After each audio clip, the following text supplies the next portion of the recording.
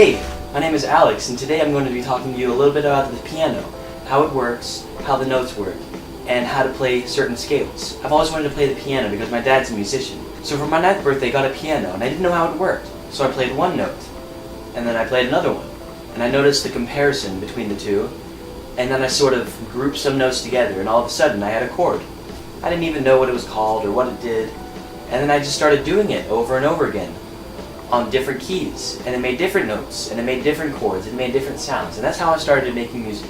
I have taken lessons though, so I do know the basis of the different types of concepts to use while playing the piano, and that's what I'm going to try to teach you today. So anyway, let's get started. So first off, I want to show you kind of the bass note of the entire piano. That note is called the C note, surprisingly. The C note is right here. It's always right below these two lone black keys. So there are different spacings of notes and intervals as well, and the first type of interval is called a one interval, and that is just one white key going to the black key, or if there's no black keys above the white key, like for say right here, you just go to the next white key. You use one intervals when you're trying to do things like a chromatic scale, and for those of you who are not in band, that's just going from one note to the next highest note to the next highest note. And so it sounds like this. I'm pretty sure a lot of people who have ever actually touched a piano have tried that. The next type of interval is called a two interval. This is actually sort of uncommon as a way of playing a scale, but this is basically just taking one note and adding two extra notes to it. And so instead of going to the next black key, you would skip ahead to the next white key, and so forth right here. But since there's no black key right here, you would skip this key and go to the black key. And then after that, you would go to the corresponding black key, because you're skipping this key. Go to the next black key because you're skipping this key.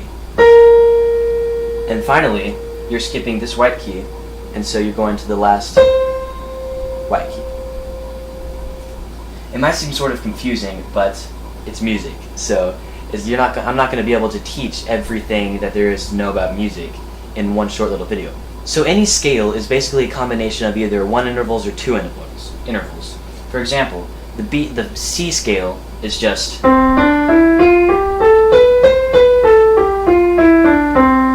intervals in that scale are C, and then you go to a two interval, D, you go to another two interval, E, you add a one interval, F, another two interval, another two interval, another two interval, and one more one interval for the final C. This will work for any major scale in the entire piano. It's just 2, 2, 1, 2, 2, 2, 1. 2, 2, 1, 2, 2, 2, 1. It'll work for any kind of scale, as I said. So if you take something like the B flat scale, if you can see my hands, that's a two interval, another two interval, one interval, two interval, two interval, two interval, one interval. So basically every single major scale is composed of two intervals, one interval, three two intervals, and one last one interval. And once you know the scale, you can move on to chords. I'm going to use the C scale to be using my scales because the C scale is, of course I said, is the bass scale of the entire piano. I mean, you can just play it. Now for any scale, there's a certain number for the different chords on that scale.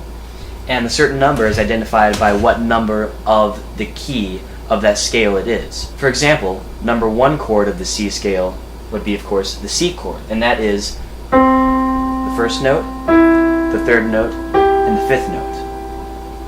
It's always first, third, and fifth note of any chord. Now another really popular chord is the 5 chord, and that is 5 keys away from the beginning, and so we go 1, 2, 3, 4, 5. But from here, we do the 1, 3, and 5 notes.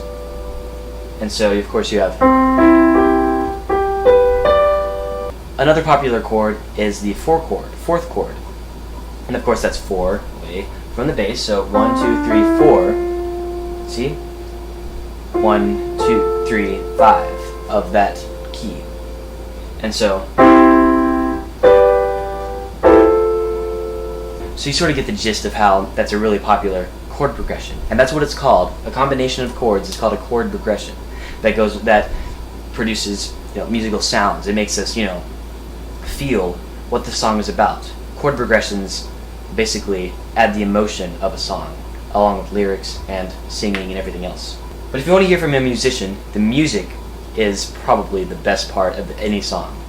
So anyway, in this video I told you what intervals are, how to find a scale, and what a scale is, and what the intervals are made in that scale, and how to find popular chords out of that scale. You can definitely mess around and create your own music, as well as just create mashups of different chords that you learned, like I'm going to do right now. Right now I'm going to just make something up as I go along that involves the 3 chords that we did today.